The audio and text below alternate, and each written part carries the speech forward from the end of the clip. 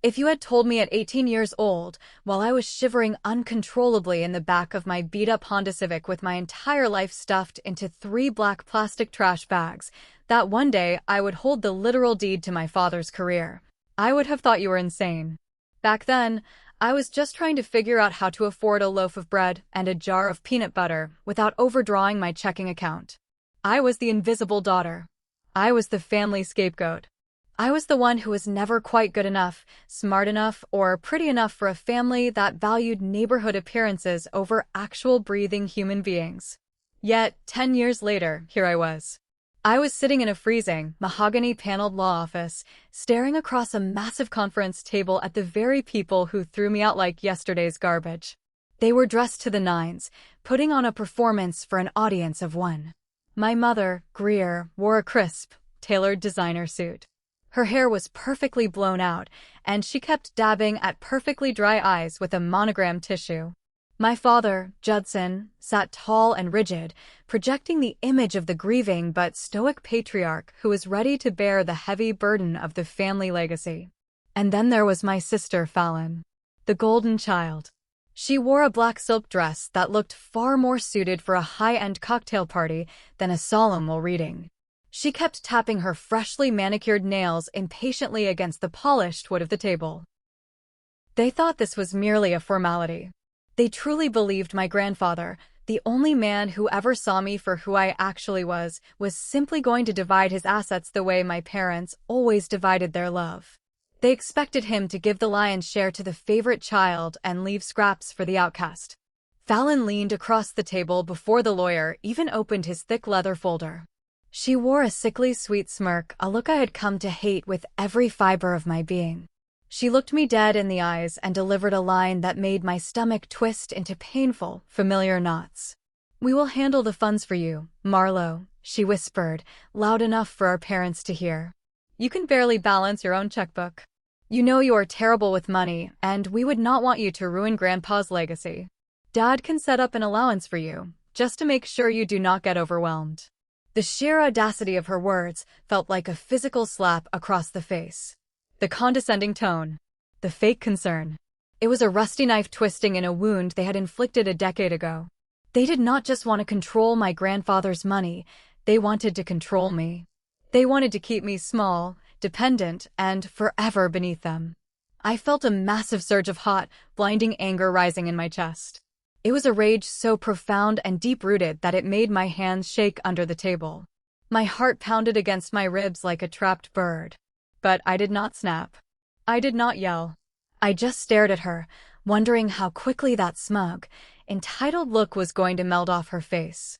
I knew my grandfather better than any of them did. I knew he was not a fool.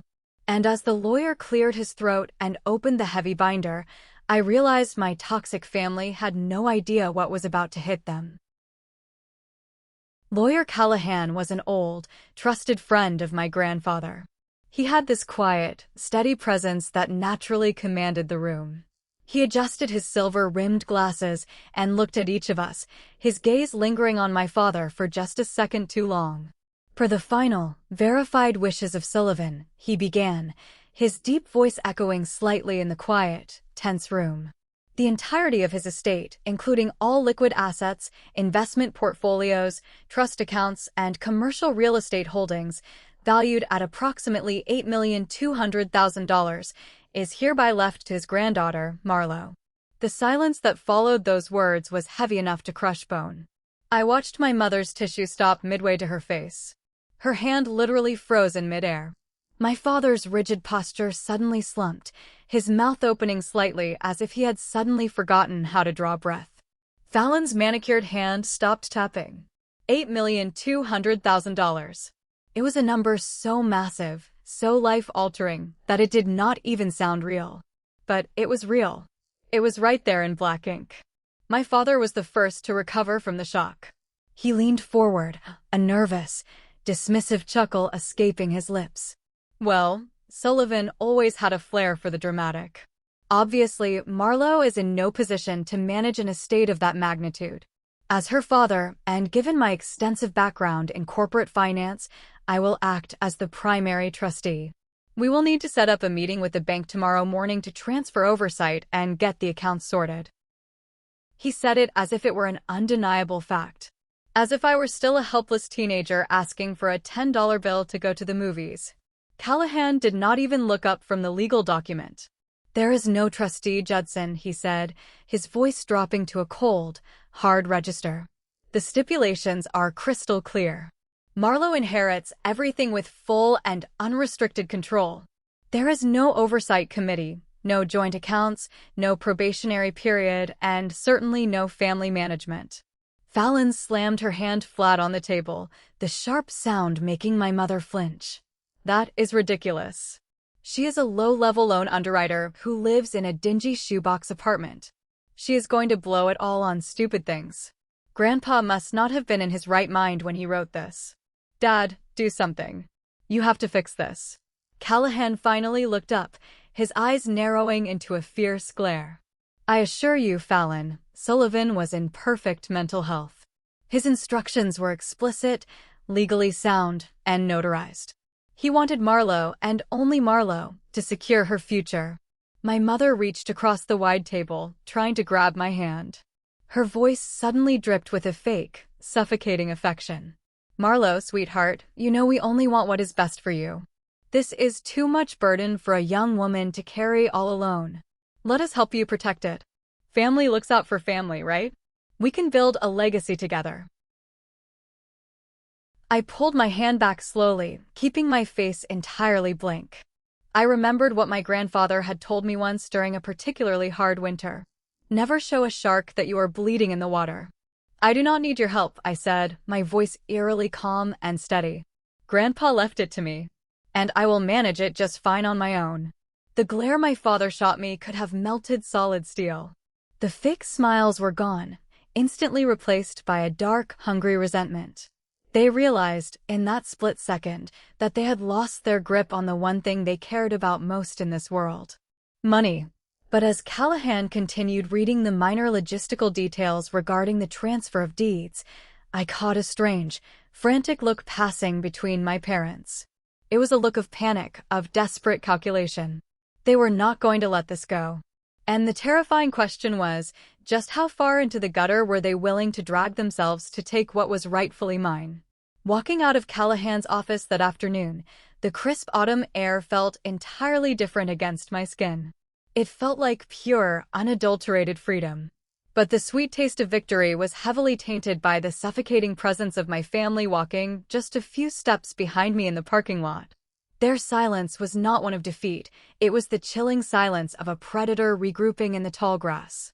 To truly understand why this moment of inheritance felt so monumentally satisfying, you have to understand the museum of pain I grew up in.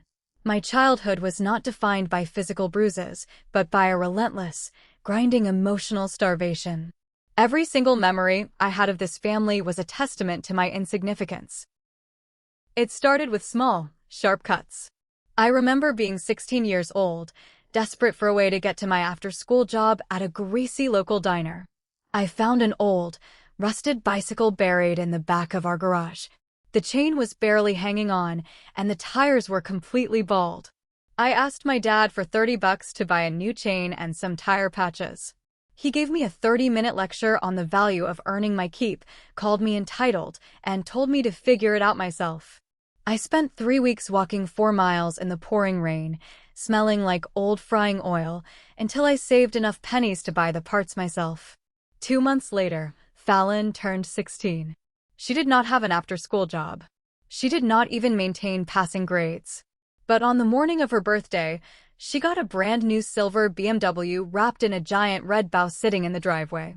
Because, as my mother put it while sipping her morning coffee, we cannot have the neighbors thinking we are struggling financially. I watched Fallon drive off to the mall with her loud friends while I scrubbed thick diner grease off my hands with cheap dish soap, preparing to pedal my rusted bike in the dark. But the real breaking point, the explosive moment that shattered any lingering illusion that I had a real family, came on the night of my 18th birthday. Most kids get a cake, or a surprise party, or at least a warm dinner with a card. I got black plastic trash bags. I had worked tirelessly and been accepted into a decent state college. It was nothing fancy, but it was my golden ticket out of that toxic house. I just needed my parents to co-sign a small student loan so I could cover the remaining gap in my financial aid package. We were sitting in the pristine, white dining room. My father was cutting a thick piece of steak, not even bothering to look at me. "We are not signing anything," he said casually, taking a slow sip of expensive red wine. "Fallon is going to need elite private tutoring for her SATs next year, and we are saving our credit for her college fund. You are a legal adult now, Marlo. You need to pull your own weight in the real world." I begged them. I swallowed every ounce of my pride and explained that without the loan co-signature, I would lose my enrollment and my scholarships. I offered to pay them back with interest the second I graduated. My mother rolled her eyes, annoyed by my desperation. "Stop being so dramatic. If you really wanted to go to college, you would have worked harder for a full academic ride. You are just lazy. Now go upstairs and pack your things. You have until midnight to vacate the guest room. We are turning it into a home gym tomorrow morning." They literally threw me out onto the street. I packed every single thing I owned into 3 black plastic garbage bags. I vividly remember standing on the front porch, the freezing midnight wind biting through my thin denim jacket, holding those heavy bags while I listened to the sound of my father locking the deadbolt from the inside. I slept in the back of my freezing car for a month. I showered at a cheap 24-hour gym and ate plain white bread and peanut butter for dinner every single night. I survived on $1,500 a month from a miserable retail job, working myself to the absolute bone just to afford a tiny, roach-infested studio apartment.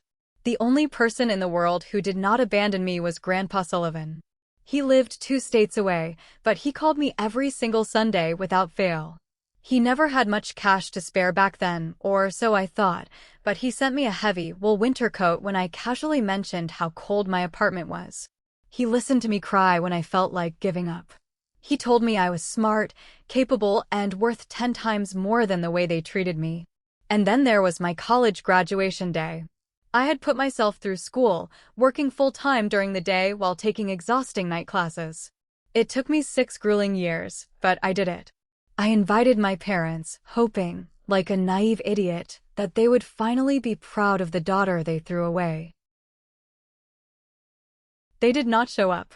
I stood in the crowded campus quad, wearing my rented gown, holding my cheap paper diploma. I watched hundreds of other families take pictures, hand out bouquets of flowers, and hug their kids. I called my mom, a thick knot of panic rising in my chest. She answered on the 3rd ring, sounding incredibly annoyed by the interruption. "Oh, Marlo, sorry. Fallon's teacup poodle got an upset stomach this morning, and she was just inconsolable. We had to take the dog to the emergency vet clinic. We will send you a greeting card in the mail." A dog's minor stomach ache was more important to them than the biggest, hardest-fought achievement of my entire life. That was the exact day I stopped trying to win their love. That was the day the invisible daughter finally accepted her role. I built my life brick by painful brick without them. I became a commercial loan underwriter. I learned to read complex financial statements, to assess massive risks, to understand the cold, hard logic of money. I built a solid career out of being precise, reliable, and analytical, traits my family always insisted I lacked. And now, standing in the parking lot of the law firm, looking at my father fumbling with his expensive car keys, all those dark memories rushed back like a tidal wave. The rusted bike. The trash bags on the porch. The empty graduation quad. They had built this cruel dynamic, and they expected it to last forever. They expected me to hand over the keys to an $8 million kingdom just because they asked nicely. Fallon strutted past me, her designer heels clicking aggressively on the pavement. "You are making a huge mistake, Marlo," she hissed, not bothering to hide her venom anymore. "You do not know how to handle real money. You are going to ruin everything Grandpa worked his whole life for. Just wait until Dad talks to his corporate lawyers. You cannot keep this from us." I watched her get into the passenger seat of my parents' luxury SUV. I did not say a single word back. I did not need to. They were terrified. And honestly, watching them scramble for control was the most deeply satisfying thing I had experienced in my entire life. But I also knew this was just the opening skirmish. They were toxic, entitled, and utterly desperate. What were they plotting behind those tinted windows, and how much damage would they try to inflict before they realized I was no longer their helpless victim? The targeted harassment campaign began precisely at 8 o'clock the next morning. I was sitting at my small desk at the regional bank, a massive stack of commercial loan applications staring back at me. My job required intense, unbroken focus. I spent hours verifying corporate cash flows, analyzing debt service coverage ratios, and ensuring wealthy business clients were not trying to pull a fast one on the bank. It was dry, exhausting work, but it paid my bills and kept my mind sharp. More importantly, the numbers were a sanctuary. They made sense. My phone vibrated violently against the wood of the desk. The caller ID flashed my mother's name. I let it go to voicemail. 2 minutes later, it buzzed again. Then again. By the fourth consecutive call, I flipped the phone face down, taking a deep breath of the stale office air. I thought ignoring them would make them eventually go away. But toxic people do not walk away when there is money on the table. They dig in their claws. When I finally checked my phone during my short lunch break, I had 7 frantic voicemails from Greer and a massive barrage of text messages from Aunt Darby. Aunt Darby was my father's older sister, the undisputed family gossip, and the ultimate flying monkey. Her entire existence revolved around country club rumors and forcefully inserting herself into drama she had absolutely no business being in. My parents clearly had dispatched her to do the dirty work, acting as their self-righteous mouthpiece. I opened the text thread. It was a wall of aggressive, emotionally manipulative paragraphs. Marlo, I cannot believe what your mother just told me on the phone. How could you be so incredibly selfish? Your father has a bad heart, and you are causing him unbelievable stress with this stunt. You know Sullivan was confused at the end of his life. You need to do the right thing and sign the estate over to Judson today before things get ugly. Do not be the reason this family falls apart permanently. I scoffed out loud in the empty break room. My father did not have a bad heart. He had a terrible golf swing and a dangerously short temper. And Grandpa Sullivan was sharper at 85 than Aunt Darby had been her entire miserable life. Then came the voicemails from my mother. The first one was a masterful performance of fake tears and trembling breaths. Marlo, honey, please call me back right now.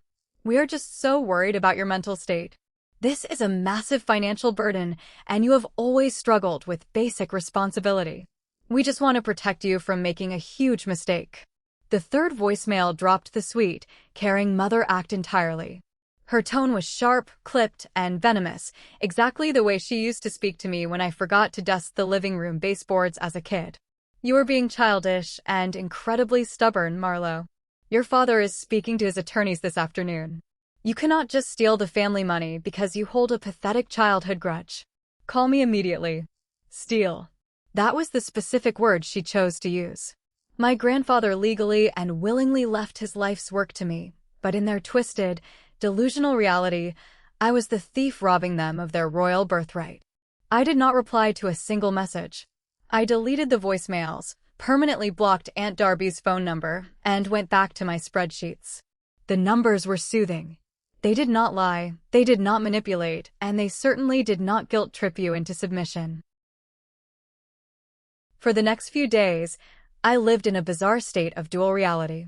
By day, I was just a quiet, unassuming loan underwriter, bringing my homemade turkey sandwiches to work, wearing practical slacks, blending perfectly into the background of corporate America. But in my head, I was mapping out a massive future. $8,200,000. I still had not fully processed the weight of it. I had not bought a single new thing. I had not even upgraded my daily coffee order. But the stone-cold silence from my end only drove my family more insane. Since I cut off their direct line of communication, they escalated their tactics. They started using my sister as their public attack dog. Fallon began tagging me in highly passive-aggressive posts on Instagram. She posted a picture of her and our parents at a wildly expensive steakhouse with a caption that read, True wealth is family. So sad for those who let pure greed ruin their souls. I rolled my eyes, feeling a spike of irritation, and restricted her account so I would not have to see her fake perfection. But then the local whispers started. I lived in a mid-sized city where the upper-middle-class social circles overlapped far more than you would think. My mother was deeply entrenched in the local country club scene, serving on various charity and event committees. She had a massive social megaphone, and she knew exactly how to weaponize it. I went in my usual dry cleaner on Friday afternoon to pick up my work blouses. The owner, Mrs. Higgins, who usually greeted me with a warm, grandmotherly smile, handed me my clothes with a stiff, incredibly uncomfortable expression. "Everything okay, Mrs. Higgins?" I asked, holding out my credit card. She avoided making eye contact with me, nervously wiping her hands on her apron. "Just heard some unfortunate things floating around town, Marlo. I really hope it is not true what they are saying about you and your poor grandfather. Taking advantage of the elderly is a terrible, unforgivable sin." I froze, my hand hovering awkwardly over the credit card machine. "Taking advantage?" She pressed her thin lips together. "Your mother was in here yesterday dropping off suits. She was crying hysterically. She said you tricked Mr. Sullivan into changing the will while he was on heavy pain medication and did not know what he was signing." The sheer malice of the lie hit me like a physical blow to the stomach. My grandfather died of a sudden, massive heart attack. He was not on heavy medication. He had updated his will 3 years ago, when he was in perfect, robust health. They were systematically trying to destroy my reputation in the community. They were actively painting me as an elder abuser, a greedy, manipulative monster who preyed on a dying man. I took a deep, shaky breath, fighting the urge to yell, trying to keep my voice steady and professional. "My mother is a very creative storyteller, Mrs. Higgins. Please do not believe everything you hear. Have a good weekend." I walked out of the shop, the bell chiming cheerfully behind me, while my blood literally boiled in my veins. They were trying to isolate me. They wanted to make me a social pariah so I would break down, come crawling back in tears, and hand over the estate just to make the public shaming stop. It was the exact same playbook they used when I was a teenager, just with millions of dollars on the line. I sat in my car, gripping the steering wheel until my knuckles turned stark white. I was angry, yes. But beneath the blinding anger was a cold, sharp realization. I could not just hide in my cubicle and hope they would eventually get bored and move on. They were declaring total war on my character. And if they were willing to slander me publicly without hesitation, what were they going to try when the gossip failed to break me? How far would my father go to get his hands on the money he believed was his birthright? If you are enjoying the story so far, hit that subscribe button, because what my parents did next still makes my blood boil. The vicious slander at the local dry cleaners was just the appetizer. The main course of their harassment campaign was served right to my front doorstep. I lived in a very modest, older apartment complex on the industrial edge of town. It was nothing glamorous. It was just a functional one-bedroom unit with paper-thin walls, faded carpets, and a temperamental radiator that clanked in the middle of the night.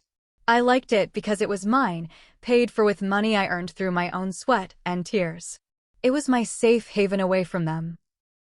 On a rainy Tuesday evening, I was sitting on my second-hand couch, eating a cheap bowl of ramen and meticulously reading over some complex trust documents Callahan had sent over. Suddenly, a sharp, highly aggressive knock rattled my front door, shaking the frame. I looked through the foggy peephole and sighed heavily. It was Fallon. She was wearing an oversized designer trench coat and holding a fake Chanel bag, looking utterly, comically out of place in my dingy, dimly lit hallway. I unlocked the deadbolt, keeping the heavy security chain firmly on. "What do you want, Fallon?" She pushed hard against the door, visibly annoyed by the chain stopping her. "Let me in, Marlo.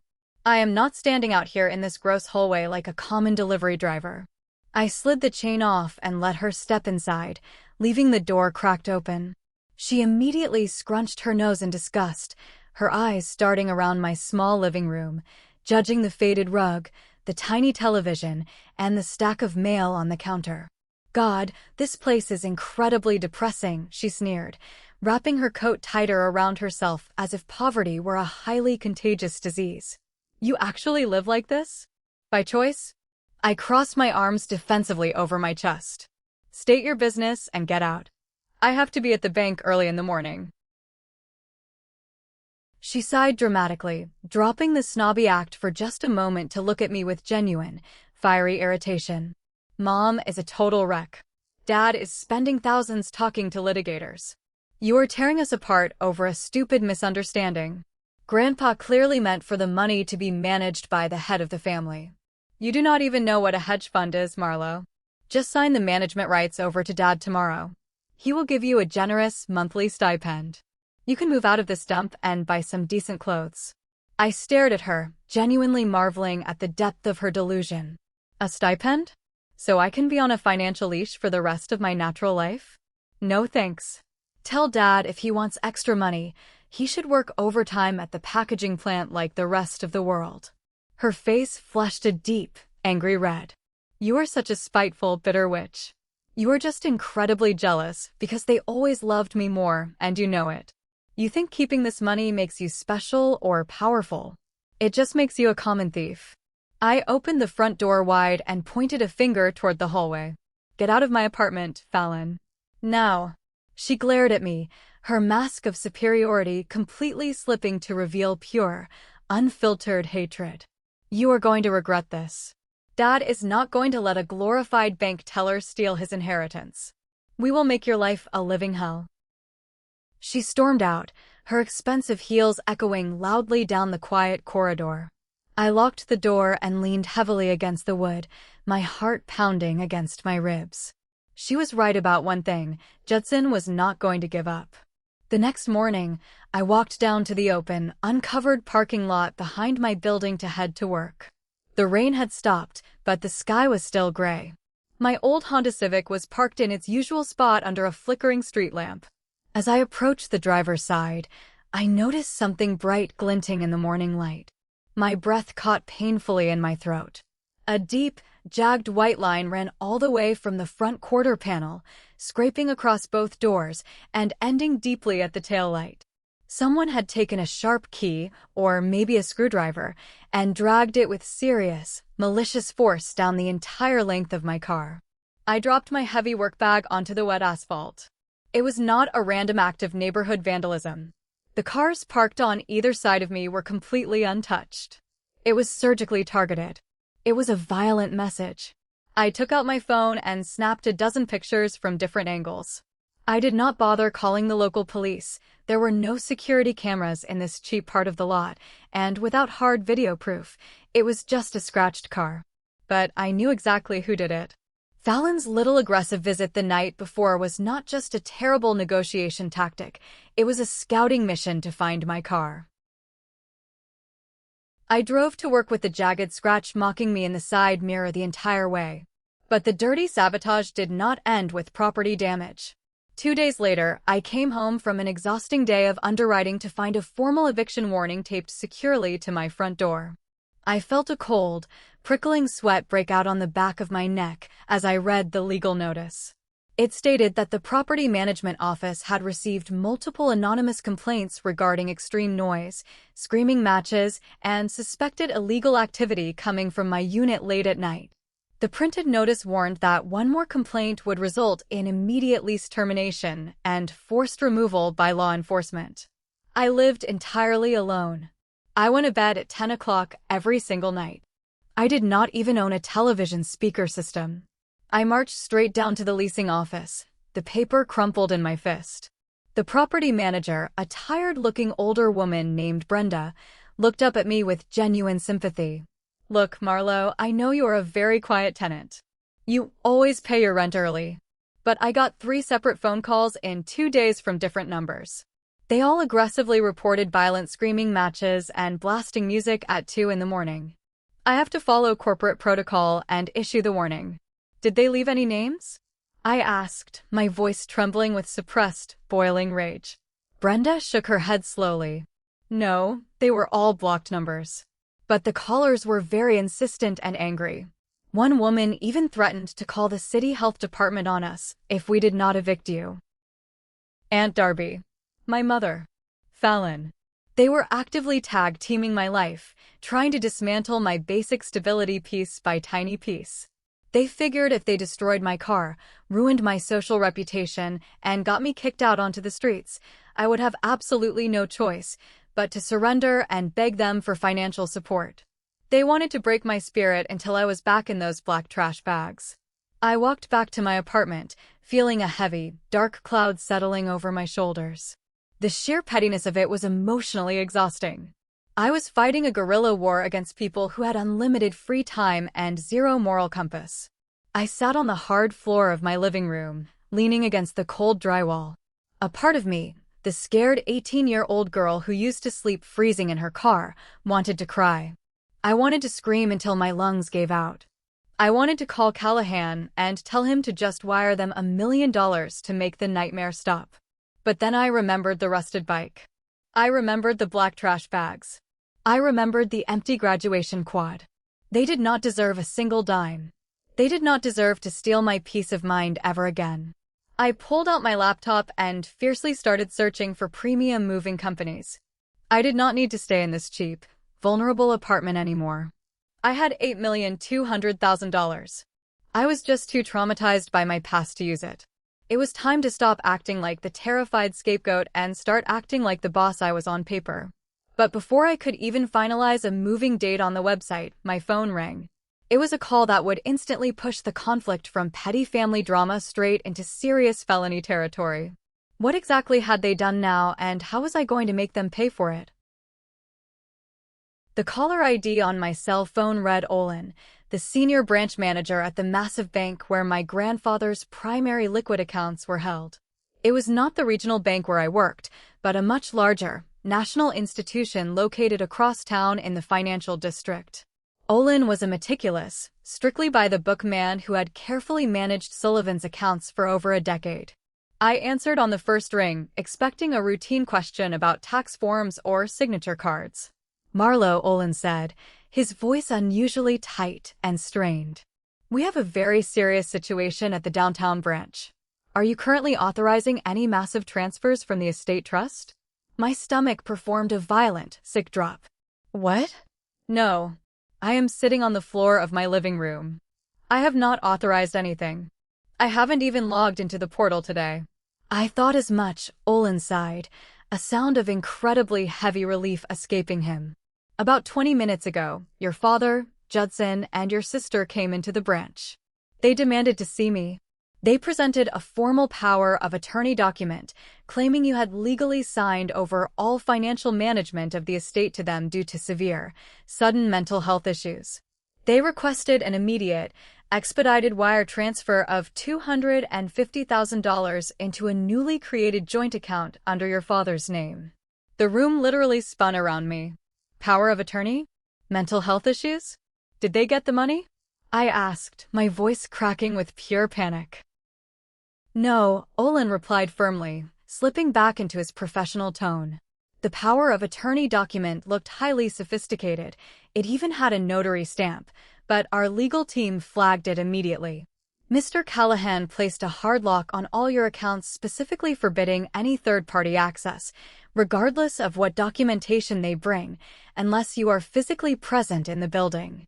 When I stepped out of the office to verify the paperwork with our legal department, Judson and your sister panicked. They left the branch in a huge hurry. They practically ran out the door, and they left the forged documents behind on my desk. Marlowe, the signature on this form, it looks very much like yours. It is a highly skilled forgery. They forged my signature. They tried to steal $250,000 from me in broad daylight. I want pristine copies of everything, I said, my voice dropping to a deadly, cold whisper. The forged document, the teller notes, the security footage from the lobby, everything. I will courier the paperwork to Callahan immediately. Olin paused, his voice softening with concern. Marlowe, attempting to execute a forged power of attorney to steal funds is a massive felony. You need to take this incredibly seriously. They crossed a major legal line today. I hung up the phone. My hands were not shaking anymore. The lingering fear and exhaustion from the keyed car and the fake eviction notices vanished entirely, replaced by a cold, crystalline fury. This was not just toxic family dynamics anymore. This was a calculated, vicious crime. They were treating me like an annoying obstacle they could simply step over, even if it meant breaking major state laws to do it. That night, I could not sleep. The adrenaline was pumping through my veins like hot battery acid. Around 11 o'clock at night, I grabbed my keys, walked out into the cold air, and got into my scratched-up car. I did not have a specific plan. I just desperately needed to move. Without consciously realizing where I was navigating, I drove to the upscale, wealthy suburban neighborhood where I grew up. The wide streets were lined with perfectly manicured lawns and massive oak trees. I parked my beat-up car halfway down the street from my parents' large house, turned off the engine, and sank low in the driver's seat, watching from the shadows. The house was ablaze with warm, golden light. Through the massive front bay window, I could clearly see them. My father was pouring an expensive-looking bottle of wine in the modern, marble kitchen. My mother was throwing her head back, laughing at something, holding a crystal glass. Fallon was there, too, clinging tightly to the arm of her fiancé, Declan. Declan was a junior associate at an investment firm, a guy who came from genuine old money and truly thought Fallon was a wealthy, elegant heiress. My family put on a massive, expensive show for him constantly, pretending they were part of the old money elite. They were throwing a lavish dinner party. They had actively tried to steal $250,000 from me earlier that exact same day, committed a major felony, and now they were drinking expensive wine and laughing as if they did not have a single care in the world. I watched Fallon kiss Declan's cheek. She was wearing her fake designer clothes, living a glamorous life funded entirely by my parents' crippling, secret credit card debt. They looked so secure, so utterly untouchable in their little bubble. They truly believed there would be absolutely no consequences for what they did at the bank. They thought I was too weak, too pathetic, and too intimidated by them to ever call the cops or fight back. They thought the battered scapegoat would just stay in her dark corner and take the beating like she always did. Sitting in the freezing dark, watching them celebrate their own breathtaking arrogance, a profound, irreversible shift happened inside my brain. The very last lingering threads of familial obligation and guilt snapped in half. I did not want them to just go away anymore. I did not want to just protect my money and hide. I wanted to destroy them. I wanted to systematically dismantle their fake lives, tear down the fragile facade they valued far more than their own daughter, and expose them to every single person they were desperately trying to impress. I wanted Declan to know he was marrying a massive fraud. I wanted the snooty country club to know my mother was a pathological liar. I wanted my father's corporate buddies to see him as the desperate, thieving criminal he truly was. I started the car, the old engine purring quietly in the silent, wealthy street. I took one last, long look at the glowing window, staring hard at the people who had made my life a living hell for 28 years. "You wanted a war," I whispered to the empty car, my voice hard as stone. "You got one." I put the car in drive and pulled away from the curb, not heading back to my cheap apartment, but driving toward a completely new future. They wanted to treat me like a gullible idiot. Fine. I would let them believe they were smarter than me, right until the steel trap snapped shut on their necks. The next morning, I was going to call Callahan, and we were going to build a legal cage they could never, ever escape from. But I had absolutely no idea that my grandfather had already laid the flawless foundation for that cage long before he died. What incredible secret was hiding deep in the estate papers that would turn this family war into an absolute massacre? The very next morning, I sat rigidly in Callahan's office. The atmosphere was entirely different from the tense day of the will reading. There was no suffocating tension from fake family members, just the quiet, steady hum of the air conditioner and the incredibly serious look on the old lawyer's weathered face. On the polished desk between us sat the fake power of attorney document Olin had couriered over, along with a small flash drive containing the bank's security footage from the lobby. "We can go straight to the police right now," Callahan said, tapping a silver pen aggressively against his yellow legal pad. "This is clear-cut fraud. Your father and sister could be facing serious, Hard jail time for this stunt. I looked closely at the forged signature on the paper. It was a very good copy, tracing the exact, distinctive loop of my M that I used on personal checks. It made my skin crawl with disgust. "No," I said slowly, leaning back in my chair. Callahan raised a bushy white eyebrow, clearly surprised. "Marlowe, they tried to steal $250,000 from your accounts." "I know," I replied, keeping my voice steady. "And if we go to the police right now, they will cry panic, claim it was a huge misunderstanding, hire a highly expensive defense attorney, and probably get off with minor probation. They will spin a tragic story about how they were just trying to help their mentally unstable daughter manage her sudden wealth. I do not want them to get simple probation. I want them to lose everything they hold dear." Callahan leaned back in his leather chair, a slow, deeply approving smile spreading across his face. "You sound exactly like Sullivan when he was preparing for a corporate takeover." He opened a locked drawer in his desk and pulled out a small, worn leather notebook. It looked old, the edges frayed from years of use. He slid it carefully across the desk toward me. "Your grandfather was a very observant, brilliant man, Marlowe. He knew Judson was incredibly greedy, and he knew Greer was unhealthily obsessed with social status. He watched the cruel way they treated you over the years, even when they thought nobody was looking. He knew that the second he died, they would try to take this inheritance from you by any means necessary. He did not just leave you money, he left you a master strategy." I opened the notebook with trembling hands.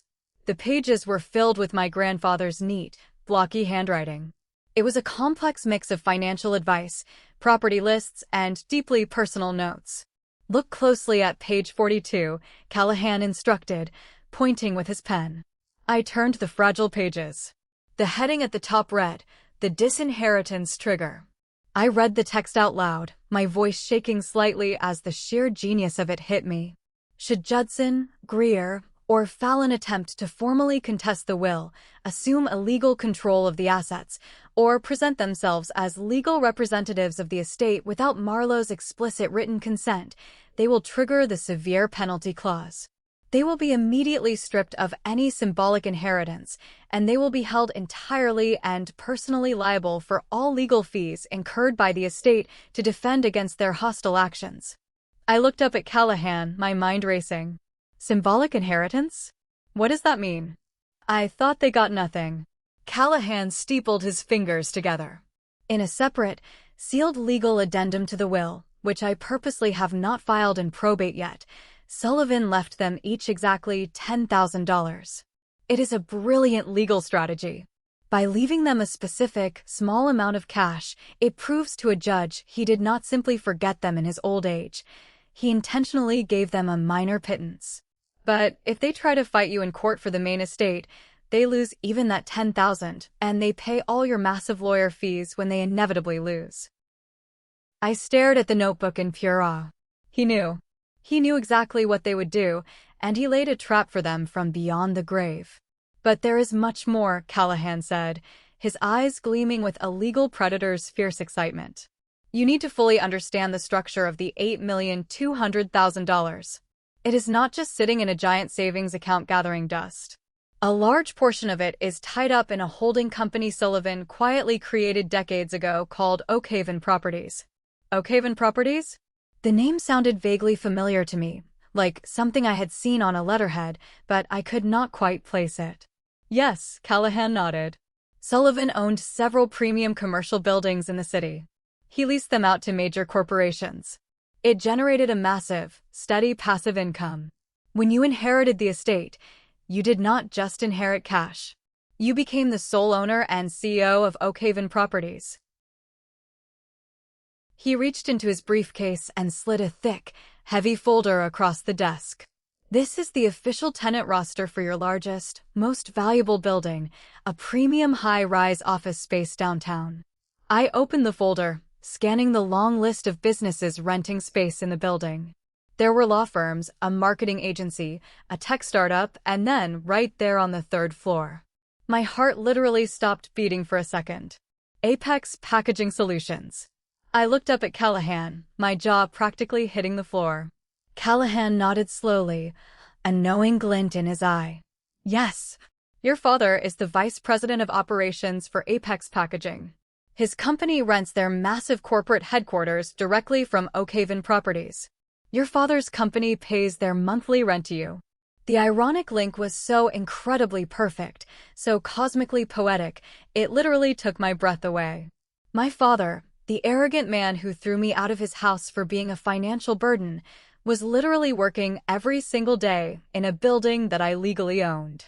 And according to the signed lease agreement, Callahan continued, tapping the paper with his index finger, Apex Packaging's lease is up for critical renewal in exactly 60 days. As the sole landlord, you have the unilateral right to renegotiate the terms, raise the rent substantially, or decline the renewal entirely and force them to vacate. A slow, wicked, powerful smile spread across my face. I had the literal deed to my father's entire career in my hands. The universe had not just handed me a defensive weapon, it had handed me a nuclear bomb. The flying monkeys, the keyed car, the forged documents, it all felt so small and pathetic now. They were playing checkers in the dirt, while Grandpa Sullivan had set me up for a grandmaster game of chess. But how was I going to use this devastating information without tipping my hand prematurely before they dug their graves even deeper? If you are enjoying this story of ultimate revenge, make sure to hit that subscribe button and leave a like. You will not want to miss how this trap springs shut on my toxic family. For the next few weeks, I became a ghost in my own life, operating entirely under the radar while my family continued their frantic attempts to locate me. I had quietly moved out of my dingy apartment over a single weekend, leaving no forwarding address. I rented a secure, furnished corporate suite downtown, paid for in cash from my savings, leaving the massive estate funds untouched for the moment. I needed a clear head. I needed space to let Grandpa Sullivan's master plan unfold. At the regional bank where I worked, something shifted inside me. The crippling anxiety that used to follow me into every staff meeting evaporated. When you know you have an $8 million safety net, the petty office politics suddenly lose their sting. I stopped shrinking into the background. I started speaking up during risk assessment meetings, pointing out flaws in massive commercial loan applications that the senior staff had missed. My direct boss, a sharp, no-nonsense woman named Merritt, noticed the sudden change. One Friday afternoon, she called me into her glass-walled office. She slid a revised organizational chart across her desk. "You have been underwriting like a machine lately," Marlo, Merritt said, leaning back in her chair. "You caught that hidden liability on the downtown warehouse project last week. It saved the bank from a massive default. We are moving you up to senior commercial underwriter. It comes with a 20% pay bump and your own office." I looked at the chart, feeling a genuine smile touch my face for the first time in weeks. "Thank you, Merritt. I am ready for it." I did not need the 20% pay bump, but the validation felt incredible.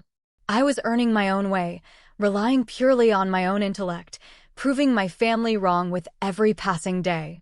And the new title gave me the perfect cover to start aggressively researching corporate real estate law without raising any red flags on my work computer.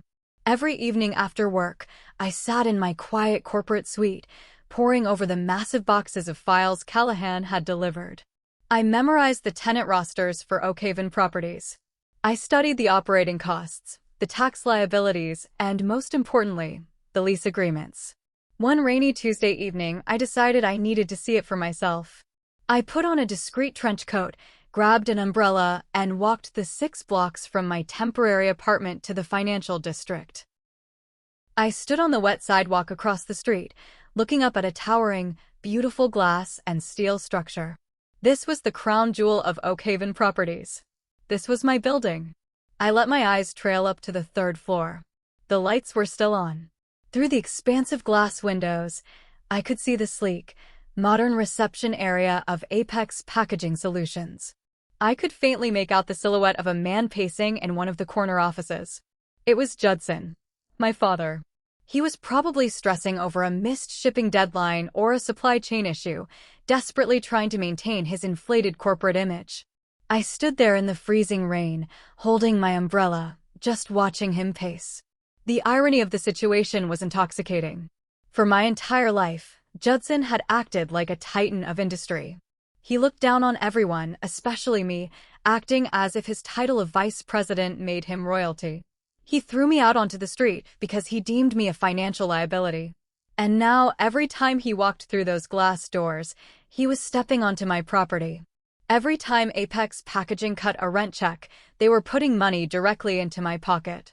He was working for me, and he had no idea. My phone buzzed in my coat pocket, pulling me out of my thoughts. It was an urgent text message from Callahan. "Call me immediately." They made their move. I turned away from the glass building, my heart suddenly hammering against my ribs, and dialed the lawyer's number as I walked quickly back to my apartment. "What happened?" I asked the second he answered. Callahan sighed, the sound heavy with disgust. "I just received a formal notice from the county courthouse. Your father officially filed a petition for an involuntary conservatorship over you." I stopped dead in the middle of the sidewalk, the rain hitting the top of my umbrella like tiny drums. "A conservatorship? You mean?" "Yes," Callahan replied grimly. "They are formally petitioning a judge to declare you mentally unfit and incapable of managing your own affairs. They are demanding that Judson be appointed as your legal guardian to take control of the estate." The sheer audacity of the move left me breathless. They failed to steal the money through fraud, so now they were trying to legally strip away my human rights. They wanted to reduce me to the legal status of a child. Before we get to the courtroom showdown, let me ask you, have you ever had a family member try to sabotage you, only to hand you the exact weapon you needed to defeat them? Let me know in the comments. The word conservatorship echoed in my head for days. It was a terrifying legal weapon. In the wrong hands, it could erase a person's autonomy overnight. My parents were not just trying to take my grandfather's money anymore, they were actively trying to erase my freedom. They wanted to lock me in a financial and legal cage where they held the only key. Callahan and I spent the entire weekend holed up in his office, building our defensive wall. He pulled a copy of the petition Judson's aggressive litigation attorney had filed. It was a masterpiece of malicious fiction. Reading through the pages made me feel physically sick. The petition painted me as an emotionally unstable, deeply troubled woman who suffered from severe delusions and reckless financial habits. They cited the fact that I had abruptly moved out of my apartment without telling my family as proof of manic paranoia. They even included a signed affidavit from Aunt Darby, swearing under oath that I had a long history of aggressive outbursts. But the most damning piece of paper was a psychological evaluation. Where did this come from? I asked Callahan, pointing a trembling finger at the document. "I have never seen a therapist in my life." Callahan adjusted his glasses, his expression grim. "Look at the signature at the bottom of the page. Dr. Eris Evans. Does that name ring a bell?" I stared at the name, my memory racing back to my teenage years. Dr. Evans. He was a prominent local psychiatrist who played mixed doubles tennis with my mother at the country club. He was part of Greer's inner circle of elite snobs. My mother got her country club friend to write a fake medical evaluation diagnosing me as mentally incompetent, I whispered, the reality of their corruption washing over me. "Is that even legal?" "It is entirely unethical and borders on medical malpractice," Callahan said sharply. "Evans claims he evaluated you informally during family gatherings years ago and recently observed a severe decline in your cognitive function based on Greer's reports. It is flimsy, but to a busy judge reading a stack of files, a doctor's signature carries weight. They are trying to railroad you." I dropped the file onto the desk, feeling a cold, hard knot form in my stomach. They were pulling out all the stops. They were using every connection, every dirty trick, and every ounce of their social influence to crush me. And they did not stop with the court filings. The smear campaign in our city reached a fever pitch. My new boss, Merritt, called me into her office the following Tuesday. She looked deeply uncomfortable, which was rare for her. "Marlo, we have a strange situation," Merritt said, closing the blinds to her office. "I received a very disturbing phone call this morning from a woman claiming to be your sister." "Fallon." "Of course she called my job." Merritt crossed her arms. She told me you were going through a severe mental health crisis and warned the bank that you might try to embezzle funds from your commercial clients. She suggested we suspend you immediately for the safety of the institution. I closed my eyes, taking a slow, deep breath to keep my voice from shaking. Merritt, I am so sorry they involved you. My grandfather recently passed away and left his entire estate to me. My family is trying to force me into a conservatorship to steal the inheritance. They're actively trying to destroy my life to prove I cannot function. Merritt stared at me for a long moment. Her sharp eyes analyzed my posture, my calm tone, my steady hands. She had reviewed hundreds of my flawless financial reports. She knew exactly how sane and capable I was. She reached over and deleted a voicemail from her phone. I thought it sounded like desperate garbage, Merritt said firmly. Your work here is impeccable. Take whatever time you need to handle this court situation, Marlowe. But know that your job is safe. We protect our own. I walked out of her office, feeling a surge of profound gratitude. My family was trying to burn my world to the ground, but the foundation I had built for myself was fireproof. They thought I was still the terrified 18-year-old girl shivering in a freezing car. They did not understand that the girl they threw away had forged herself into titanium. The court date was set for a Friday morning. It was an expedited hearing, granted because Judson's lawyer argued that the estate assets were in immediate danger of being squandered by a manic beneficiary. The night before the hearing, I sat on the plush sofa of my corporate suite, staring out at the city skyline. I felt an eerie sense of calm wash over me. The anxiety was entirely gone. I had spent my whole life walking on eggshells around these people, shrinking myself down so they could feel big. I had let them dictate my worth. But tomorrow, that ended. Tomorrow, the invisible daughter was going to walk into a courtroom and burn their fake empire to the ground.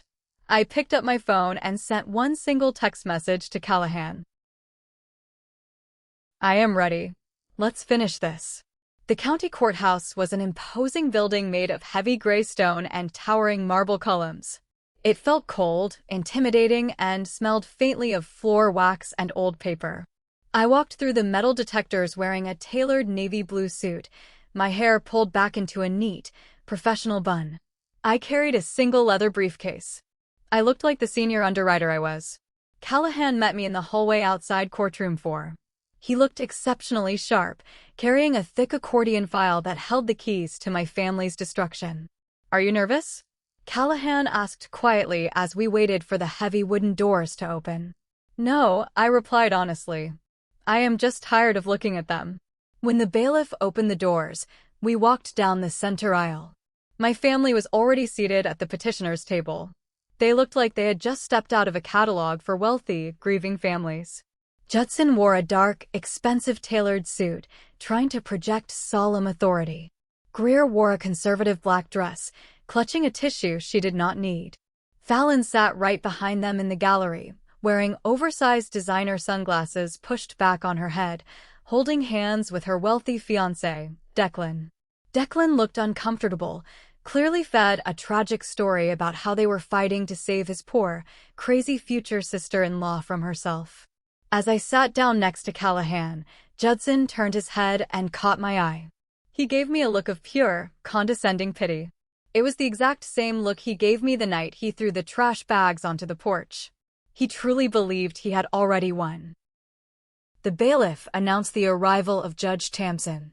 She was a stern, no-nonsense woman in her late 50s with sharp features and a reputation for hating frivolous litigation. She took her seat at the bench, adjusted her reading glasses, and opened the massive file in front of her.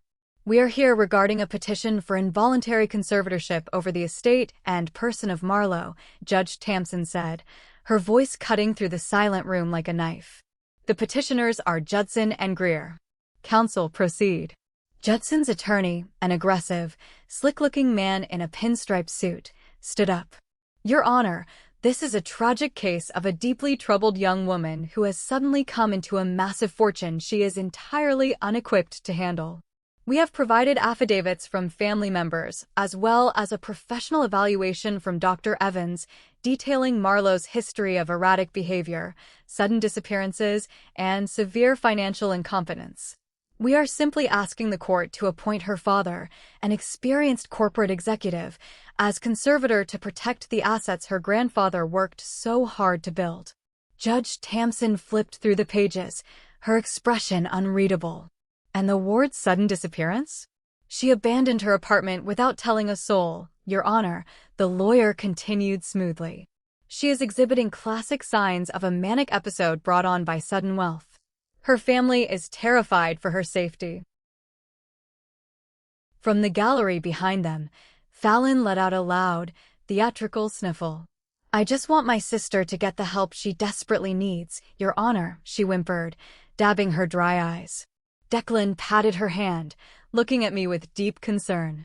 It was a brilliant performance. If I did not know the truth, I might have actually believed them. They painted a picture of a loving, desperate family trying to save a broken girl.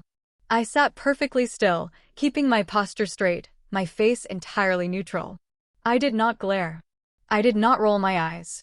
I simply let them dig their hole deeper and deeper. Judge Tamsin finally looked up from the file and turned her piercing gaze toward our table. Mr. Callahan, your client is facing some very serious allegations regarding her mental competence. How do you respond? Callahan stood up slowly, taking his time. He did not look frantic or rushed. He looked like a man holding a winning lottery ticket. Your Honor, he began, his voice calm and resonant. What we have here today is not a tragic case of mental illness. What we have is a brazen, documented attempt at corporate theft, perpetrated by a family angry that they were cut out of a will. Judson's lawyer jumped up. Objection.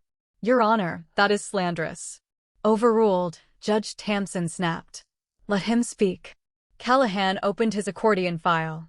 Firstly, regarding my client's erratic disappearance, she simply moved into a secure building downtown because her family was actively vandalizing her property and filing false noise complaints to get her evicted. We have photographic evidence of her keyed vehicle, timestamped the morning after her sister paid her a hostile visit. He handed a folder to the bailiff, who passed it to the judge. Secondly, regarding her supposed financial incompetence, my client is currently a senior commercial underwriter at a major regional bank. She evaluates multi-million-dollar corporate loans on a daily basis. I have submitted her flawless employment records and a character reference from the bank's vice president. Judge Tamsin raised an eyebrow, looking down at Judson. A senior underwriter? The petition states she is a low-level teller who cannot balance a checkbook. Judson's face flushed a deep, ugly red. He swallowed hard, shifting uncomfortably in his chair. But that is merely context, Your Honor, Callahan continued, his voice growing sharper. The real issue is the extreme lengths this family has gone to in order to bypass the legal will. Callahan pulled a flash drive and a stack of printed papers from his file. 2 weeks ago, the petitioners, Judson and Fallon, entered the downtown branch of Liberty National Bank. They presented a forged power of attorney document, attempting to execute a fraudulent wire transfer of $250,000 from the estate. The courtroom erupted. Judson's lawyer spun around, staring at his client in absolute shock. Greer let out a loud gasp, grabbing Judson's arm. Your Honor, we have the forged document, time-stamped teller notes, and high-definition security footage of Judson and Fallon attempting the felony wire fraud, Callahan stated, his voice echoing loudly in the stunned room. I turned my head slightly and looked at the gallery. Declan, the wealthy fiancé, had dropped Fallon's hand. His face was the color of chalk. He was staring at his future wife as if she had just morphed into a monster. Judge Tamsin's face turned dark with fury. She slammed her hand flat on the bench. Counsel, is your client under criminal investigation for bank fraud? Judson's attorney was stammering, rapidly flipping through his empty notepad. Your Honor, I had absolutely no knowledge of this event. You do now, Callahan said coldly. But, Your Honor, we are not just asking for a dismissal. We are invoking the final clause of Sullivan's will. The trap was set. The bait was taken. Now, the jaws were going to snap shut. The atmosphere in courtroom 4 shifted from tense legal maneuvering to outright panic on the petitioner's side. Judson was whispering furiously to his lawyer, his face pale and sweating. Fallon was shrinking into her seat, trying to avoid the horrified stare of her fiancé, Declan. Greer looked like she was about to pass out. Judge Tamsin adjusted her glasses, her eyes locked on Callahan. "The final clause, Mr. Callahan?" "Explain." Callahan reached into his briefcase and produced the old, frayed leather notebook. He held it up for the court to see. "Your Honor, the late Sullivan anticipated this exact hostile scenario. He knew his son and daughter-in-law possessed a history of severe emotional and financial manipulation. He specifically drafted a hidden clause in his will to protect his granddaughter from this exact type of predatory litigation." He opened the notebook and read the words loud and clear. "Should Judson, Greer, or Fallon attempt to contest the will, assume control of the assets, or present themselves as legal representatives of the estate without Marlowe's written consent, they will trigger the penalty clause. They will be immediately stripped of any symbolic inheritance, and they will be held entirely liable for all legal fees incurred by the estate to defend against their actions."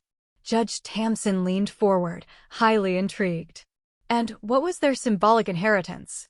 Callahan pulled out the sealed addendum and handed it to the bailiff. $10,000 each, Your Honor." Sullivan left them a pittance specifically so they could not claim they were simply forgotten. By filing this fraudulent conservatorship petition and by committing attempted bank fraud, they have triggered the disinheritance clause. They forfeit the $30,000 entirely. Callahan turned to look directly at Judson, his voice dripping with righteous contempt. "Furthermore, we are filing a motion to hold the petitioners personally responsible for my legal fees, which currently sit at approximately $45,000. A choked sob escaped Greer's throat. $45,000? We do not have that kind of money lying around. It was the first time my mother had spoken out loud in the courtroom, and the admission hung in the air like a neon sign. They were broke. They were drowning in debt to keep up their country club appearances, and now the entire room knew it." I looked back at the gallery. Declan stood up slowly. Fallon reached out to grab his jacket, tears streaming down her carefully contoured face. "Declan, please, it is a massive misunderstanding," Fallon begged, her voice shrill. "Dad was just trying to help her." Declan pulled his arm away violently, as if her touch burned him. "You forged a legal document to steal $250,000 from your own sister?" he hissed, his voice carrying perfectly in the quiet courtroom. "You told me she was a drug addict stealing from your parents. You are a fraud, Fallon. Your whole family is a sick fraud." Without looking back, Declan pushed through the heavy wooden doors and walked out. The sound of the door slamming shut felt like a gunshot. Fallon buried her face in her hands, weeping loudly, but nobody offered her a tissue. Judge Tamsin hammered her gavel, demanding order. The loud crack silenced Fallon's sobbing. "I have heard quite enough," the judge said, her voice shaking with restrained anger. "The petition for involuntary conservatorship is denied with extreme prejudice. I find the claims made by the petitioners to be baseless, malicious, and entirely fraudulent. Mr. Callahan, your motion for legal fees is granted. The petitioners will cover every single cent of your bill." Judge Tamsin then turned her sharp gaze down to Judson, who looked like a deflated balloon. As for the attempted wire fraud, she continued coldly. "I am referring the security footage and the forged documents directly to the district attorney's office for immediate criminal review. If I were you, Judson, I would stop worrying about your daughter's mental health and start looking for a very good criminal defense attorney." She slammed the gavel down one final time. "We are adjourned." The bailiff dismissed the room. Callahan calmly packed his accordion file back into his briefcase. I stood up, smoothing the front of my navy suit. My heart was beating steadily. The crushing weight I had carried since I was a teenager, the fear of their judgment, the desperate need for their approval, was entirely gone. I watched Judson's aggressive lawyer aggressively pack his own bag. "You lied to me about the bank," the lawyer hissed at Judson. "I do not represent criminals. My retainer is cancelled effective immediately. Find someone else." The lawyer stormed out, leaving my parents sitting alone at the table, completely abandoned. We walked out of the courtroom and into the wide, marble hallway. The air felt incredibly light. I took a deep breath, feeling a genuine smile form on my lips. We had won. The estate was secure, their lies were exposed, and they were facing massive legal debt and potential felony charges. But as we waited for the elevator, the heavy courtroom doors swung open. Judson, Greer, and Fallon stumbled out into the hallway. They looked physically sick. Greer's makeup was heavily smeared, and Judson was sweating through his expensive shirt. They saw me standing near the elevator bank. Instead of walking away, my mother rushed forward, her hands outstretched, the fake, desperate sweetness returning to her voice like a reflex. "Marlo, sweetheart, please." Greer cried out, tears spilling over her cheeks. "You have to tell the district attorney not to press charges. Your father could go to prison." We were just confused. We thought we were doing the right thing for the family. "You cannot destroy us over this." I stopped and turned to face them. For the first time in my entire life, I did not feel small. I did not feel intimidated by Judson's glare or Greer's manipulation. I looked at the three people who had made my life a living nightmare, and I felt nothing but cold, clinical pity. "I am not destroying you, Mom," I said simply, my voice echoing in the marble hall. "You destroyed yourselves. Grandpa just gave me the shovel." Judson stepped forward, his fists clenched at his sides. He was trying to summon his old authority, but he just looked old and tired. "You listen to me, Marlo. You're still my daughter. You owe us some respect." "Respect?" I laughed, a sharp, humorless sound. "You threw me onto the porch with trash bags when I begged for help. You told me I was a failure. You tried to lock me in a conservatorship today." I reached into my leather briefcase. I still had one more card to play. The nuclear option. And speaking of failures, Judson, I pulled out a crisp, heavy envelope and held it out toward him. "I believe you need to deliver this to the CEO of Apex Packaging Solutions first thing on Monday morning." Judson stared at the envelope, confusion temporarily replacing his anger. "What is this?" "It is a formal legal notice," I said, maintaining direct eye contact. "Oakhaven Properties is declining the standard lease renewal for your corporate headquarters. Your rent is increasing by 30% effective at the end of 60 days. Judson froze. His eyes darted to Callahan, then back to me. "Oakhaven Properties? What does that have to do with you?" I smiled, and it was a smile Grandpa Sullivan would have been immensely proud of. "I own Oakhaven Properties, Dad. I am your landlord." The realization hit Judson like a physical blow to the chest. I watched the blood rapidly drain from his face, leaving his skin a sickly, ashen gray. He staggered backward a half step, reaching out blindly to grab the marble wall of the hallway to keep himself from collapsing. You own the building?" he whispered, his voice cracking, sounding like a man who had just been told his parachute failed. "Yes," I replied smoothly, buttoning my suit jacket. "Grandpa's estate is largely commercial real estate. You work in my building, Judson. And given your recent attempt to commit felony fraud against my accounts, I decided I no longer want a company that employs you as a tenant.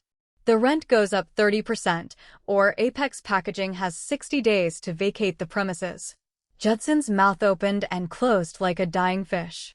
He knew exactly what this meant. Apex Packaging was a mid-sized firm. They could not afford a massive 30% hike in downtown commercial rent. And they certainly could not afford the logistical nightmare of relocating their massive corporate headquarters in just 2 months. When Judson's CEO found out that their rent crisis was directly caused by Judson's illegal, malicious personal war against his own daughter, who happened to be the landlord, Judson's career would be over. He would be fired before lunch. Greer realized the massive implications a second later. She let out a horrific, high-pitched wail, burying her face in her hands. "Judson, do something," she shrieked, batting at his arm. "Tell her it is a joke. Tell her we are sorry." Judson could not speak. The grand, arrogant patriarch was entirely broken. His entire identity was tied to his corporate title and his perceived superiority over me. In one single move, I had taken both. Fallon pushed past our mother, her mascara running heavily down her face, making her look like a deranged raccoon. "You ruined my life," she screamed at me, her fists clenched. "Declan left me. He canceled the wedding. He said his family will not associate with felons. You took everything from me. I looked at my golden child sister, feeling a profound sense of closure. I didn't take anything from you, Fallon. I just stopped letting you take from me. Have a nice life. I turned around, the elevator doors sliding open with a soft chime. Callahan and I stepped inside. As the doors slowly closed, the last image I saw of my toxic family was Judson sliding slowly down the marble wall, burying his head between his knees, while Greer and Fallon screamed at each other in the hallway. The sandcastle had completely collapsed. The tide had washed it all away. The fallout over the next month was swift, brutal, and highly public. True to Judge Tamson's word, the district attorney opened a formal investigation into the forged power of attorney document. Faced with crystal-clear security footage and the bank manager's testimony, Judson and Fallon were forced to plead guilty to reduced felony fraud charges to avoid actual prison time. They were both handed 3 years of strict probation and hundreds of hours of community service. But the criminal charges were just the beginning of their ruin. When the CEO of Apex Packaging received my formal rent increase notice, he called an emergency board meeting. It took less than 48 hours for the corporate rumors to connect the dots. Judson was called into the boardroom and given a brutal ultimatum: take an immediate, forced early retirement, forfeiting a large portion of his unvested stock options, or be publicly fired for conduct detrimental to the company. Judson took the forced retirement. He lost his massive salary, his corporate expense account, and his precious title. He was now just an unemployed, disgraced felon in his late 50s. Greer's social empire burned to the ground almost overnight. The country club elite are incredibly fickle. They can tolerate affairs and bad behavior, but they cannot tolerate poverty and public scandal. Once the story of the courtroom disaster and the felony fraud charges leaked to the golf course, Greer was systematically shunned. Her committee invitations vanished. When she walked into the clubhouse dining room, people would literally pick up their drinks and move to the patio. She eventually stopped leaving the house entirely. As for Fallon, Declan kept his word. He formally canceled the wedding, took back the massive diamond ring, and blocked her number. Stripped of her fake heiress identity and facing massive legal bills from her probation lawyer, Fallon was forced to do something she had never done in her entire life. She got a job. I heard through a mutual acquaintance that she was working as a junior cashier at a high-end cosmetics store in the mall.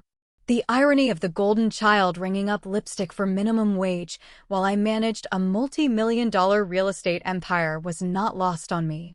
With Judson unemployed and their massive credit card debts calling due, my parents were forced to quietly put their pristine suburban home on the market. They sold it at a loss just to avoid foreclosure, downsizing to a cramped, 2-bedroom townhouse on the loud side of town. Fallon had to move back in with them to save rent money. The three of them were trapped under one tiny roof, stripped of their money, their status, and their pride, left with nothing but their bitter resentment for each other. Meanwhile, my life expanded in beautiful, unimaginable ways. I did not quit my job at the bank right away. I liked underwriting. It kept me grounded. But I did transition to working part-time so I could actively manage Oakhaven properties alongside Callahan. I learned the real estate business from the ground up, honoring my grandfather's legacy by expanding our philanthropic donations to local shelters that helped displaced teenagers. I also finally used some of the money for myself. I moved out of the temporary corporate suite and bought a stunning $1.2 million penthouse condo overlooking the river. It had floor-to-ceiling windows, a massive chef's kitchen, and a private balcony where I could drink my morning coffee and watch the sunrise over the city. It was not about showing off. It was about creating a sanctuary where nobody could ever knock on the door and tell me I did not belong. I filled the space with art I loved, thick books, and warm, comfortable furniture. It was a home. A real home. One evening, about 6 months after the court case, I was sitting on my balcony with a glass of wine, reviewing a new property acquisition. My phone buzzed. It was an email from an unknown address, but the subject line caught my eye. Please read. It was a long, rambling message from Greer. It was full of guilt trips, mentioning Judson's failing health, Fallon's depression, and how hard things were in their cramped townhouse. She ended the email with a single, pathetic line: "Family should forgive and forget. We need a loan, Marlo. Just 50,000 to help us get back on our feet. Grandpa would want you to help us." I stared at the screen, the glowing text reflecting in the dark glass of the balcony door. I felt a brief flutter in my chest, an old, conditioned response trying to make me feel guilty. But then I looked around my beautiful home, thought about the rusted bike, and remembered the fake psychological evaluation they tried to use to lock me away. I hit the delete button. Then I blocked the email address. Deleting that email was the final act of cutting the cord. It was the moment I realized that closure does not come from apologies, and it certainly does not come from revenge. True closure comes from profound, unbothered indifference. I leaned back in my patio chair, taking a slow sip of my wine, feeling the cool night breeze off the river. I thought about the scared, desperate 18-year-old girl who had packed her entire life into black trash bags. If I could go back in time and whisper one thing in her ear while she was shivering in the back of that freezing Honda Civic, I would tell her to hold on. I would tell her that the fire they threw her into was not going to burn her, it was going to forge her into something unbreakable. My grandfather saw that strength in me long before I saw it in myself. He did not just leave me an $8 million estate. He left me a massive test. He gave me the exact tools I needed to stand up to the bullies who had tormented me, to expose them to the light, and to finally set myself free. I never heard from Judson, Greer, or Fallon again. They faded into the miserable, obscure life they had built for themselves with their own greed and lies. The Museum of Pain was officially closed, boarded up, and bulldozed. I continued to run Oakhaven Properties, eventually leaving the bank entirely to focus on the real estate empire. I hired Merritt, my old boss, to act as my chief financial officer, doubling her salary because she was one of the few people who showed me genuine respect before I had millions in the bank. We expanded the portfolio, acquiring new commercial spaces and dedicating a large percentage of our annual profits to funding college scholarships for underprivileged youth, kids who needed someone to co-sign on their dreams. I built a life filled with chosen family, genuine friends, and quiet peace. I never bought a flashy sports car, and I never cared about country club memberships. True wealth, I learned, is simply the freedom to live exactly how you want, without anyone holding a leash. They tried to bury me my entire life, but they forgot I was a seed. They recently sent a letter through Callahan's office, begging once again for financial help, saying that holding grudges is toxic and family should always forgive and forget. I told Callahan to return it to sender unopened. I threw their demands in the trash, just like they threw me out on my 18th birthday. So, Reddit, am I wrong for leaving them to lie in the miserable bed they made for themselves? Thank you so much for watching this story.